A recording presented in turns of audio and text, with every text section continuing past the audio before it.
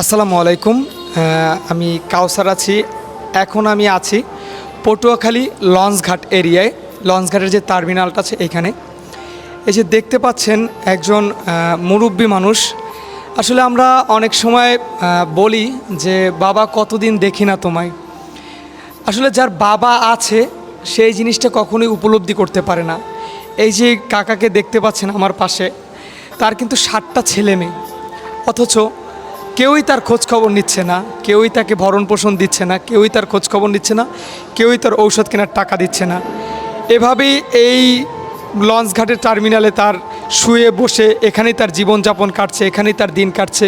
মানুষের কাছ থেকে 2-4 টাকা চেয়ে নিয়ে সে হয়তো দিনে খাচ্ছে, আর হয়তো ঔষধ 2 টাকার কিনতে পারলে নিতে পারলে কিনছে, না নিতে পারলে ঔষধ খাইতে পারতেছে না। এভাবেই তার দিনগুলো কেটে যাচ্ছে। তো কাকার সাথে একটু কথা বলি। কাকা, আপনার ছেলে মেয়ে কয়জন? 8জন। তার 8 জন ছেলে মেয়ে। কেউই কি আপনার খোঁজ খবর নেয় না? না টাকা পয়সাও দেয় না, ওষুধও কিনে দেয় না না? দেখেন তার কপালটা একটু দেখেন, সে কিন্তু অনেক অসুস্থ মানুষ।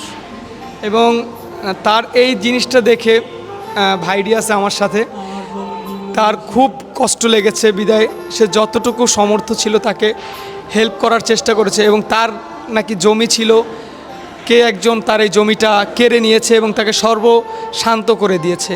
এবং সর্বশান্ত করার পরও তার যে ছেলে মেয়েরা জমি না থাকায় তাকে খোঁজখবরও নিচ্ছে না। দেখেন সম্পদ কী এমন একটা জিনিস, যে সম্পদের জন্য যে ছেলে মেয়েগুলোকে সে জন্ম দিয়েছে, মানুষ করেছে, লালন পালন করেছে কোলে পিঠে করে, আজ তারাও তার খোঁজখবর নিচ্ছে না, তারাও তাকে দেখছে না। পৃথিবী আসলেই বরং নির্মম। আসলে আমরা কয়দিনই বা পৃথিবীতে বাঁচবো। আমার নাম রানেন আপনার নাম কি? নাজামুল হক। নিজামুল হক।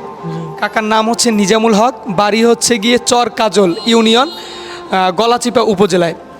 আমি বলবো কোনো শত্রুরও যেন এরকম পরিণতি না হয়। আর আপনারা যারা এই জিনিসগুলো করছেন, এরকম তার ছেলেমেয়ের উদ্দেশ্যে আমি বলছি, যদি কেউ বা এই ভিডিওটা দেখে থাকেন, তার ছেলেমেয়েদেরকে উদ্দেশ্যে আমি একটা কথা বলবো, পাপ কিন্তু কাউকে ছেড়ে দেয় না। আজ আপনি যেটা করতেছেন, কাল আপনিও বাবা হবেন, কাল আপনার বয়সে 70 হবে।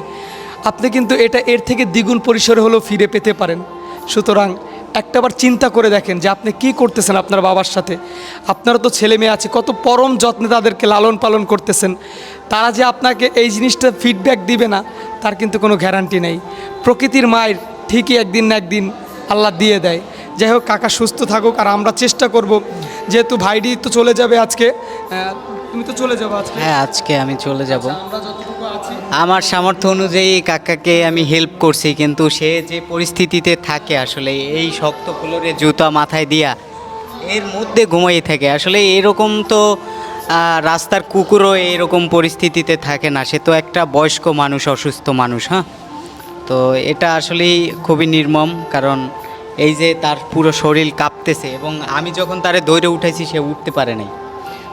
এই শক্ত ফ্লোরে, মানে যেখানে একটা কুকুর শুয়ে থাকার কথা, সেখানে সে তো মানুষ হিসাবে তার ছেলে মেয়ে আছে 8জন ছেলে মেয়েকে সে জন্ম দিছে, অথচ তাদের কোনো দায়িত্ববোধ নাই। এটাই হচ্ছে আমাদের সমাজ। মানে শেষ জবানা বলতে গেলে যেটা হয় আর কি, বুঝছেন, স্বার্থের আঘাত পড়ছে, যার জন্য বৃদ্ধ বাবাকে, অসুস্থ বাবাকে ছুঁড়ে ফালাই দিছে। যেমন তার সে যেটা বলল, তার কোনো এক নেতায় তার সম্পত্তি নিয়ে গেছে, তার টাকা পয়সা নাই দেখে আজকে সেই অবস্থায়। যাই হোক, আমাদের আসলে ওই রকম তো সামর্থ্য নাই যে কাকাকে একটা কিছু করে দিব। যতটুকু সামর্থ্য অনুযায়ী দাঁড়াইছি। তো আপনাদের অডিয়েন্স যারা আছেন, ভিডিও টিডিও দেখেন, আপনাদের কাছে আমার একটাই অনুরোধ থাকবে, এই ধরনের অসহায় মানুষ যখন দেখেন যে অসুস্থতার কারণে শুয়ে রয়েছে, লড়তে চড়তে পারে না, তাদের সামর্থ্য অনুযায়ী একটু হেল্প করেন। আপনারা যদি সবাই 50 টাকা করেও হেল্প করেন, 100 জন মানুষ হেল্প করলে একটা ভালো অ্যামাউন্ট হয়, সে ওষুধ খেয়ে বাঁচতে পারে। তো এটা আপনাদের কাছে মেসেজ থাকবে যে এই ধরনের অসহায় মানুষদের সামর্থ্য অনুযায়ী পাশে দাঁড়াবেন। দেখেন, সে কিন্তু আমার কাছে টাকা চায় নাই। আমি নিজে থেকে দেখছি যে মানুষটা ওখানে অসুস্থ পড়ে রয়েছে ফ্লোরে, শক্ত ফ্লোরে জুতা মাথায় দিয়ে শুয়ে রয়েছে এই বয়স্ক মানুষ। তো আমি নিজে দেখে আগাই আসছি যে কাকাকে কিছু হেল্প করে যাই, যদি কাকার একটু সাহায্য হয়। তো তার ওষুধ কিনতে যে কয় টাকা প্রয়োজন আমাকে বলছে, আমি ওই কয় টাকা তাকে দিছি। তো সবাই ভালো থাকবেন, আমার জন্য দোয়া করবেন।